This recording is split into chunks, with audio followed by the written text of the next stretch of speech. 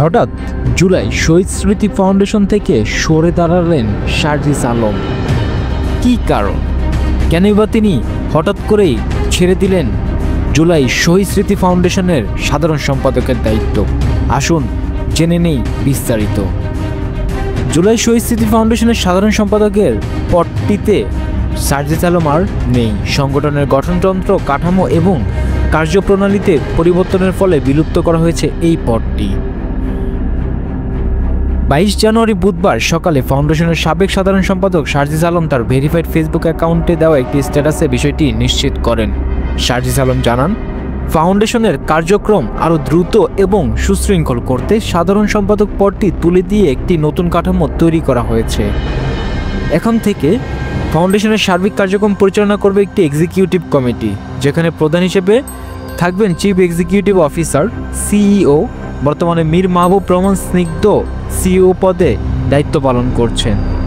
শারজিস আলম আরও জানান, ফাউন্ডেশনের নীতি নির্ধারণী কাজ করবে গভর্নিং বডি, যেখানে থাকবেন 4 জন উপদেষ্টা। এর মধ্যে প্রধান উপদেষ্টা সহ স্বাস্থ্য, সমাজকল্যাণ ও স্থানীয় সরকার এবং আইসিটি খাতের প্রতিনিধিরা কাজ করবেন। নিজের দায়িত্ব পালনের সময়কালে বিষয়ে শারজিস লিখেন, আমি 21 অক্টোবর সাধারণ সম্পাদক হিসেবে দায়িত্ব গ্রহণ করি এবং 31 ডিসেম্বর পর্যন্ত প্রায় 2 মাস 10 দিন দায়িত্ব পালন করি। 7 জানুয়ারি আমার সাইনিং অথরিটি হস্তান্তরের মাধ্যমে দায়িত্ব আনুষ্ঠানিকভাবে শেষ করি।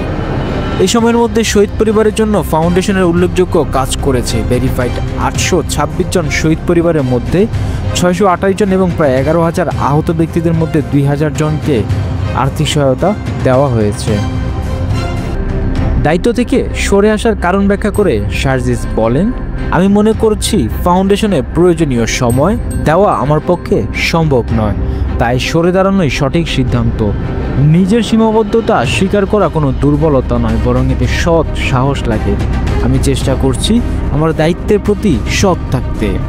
বর্তমান কাঠামোতে ফাউন্ডেশন একটি সমন্বিত মডেলে পরিচালিত হবে। কার্যক্রমের গতি বাড়াতে এবং কার্যকর সিদ্ধান্ত নিতে এই পরিবর্তন আনা হয়েছে।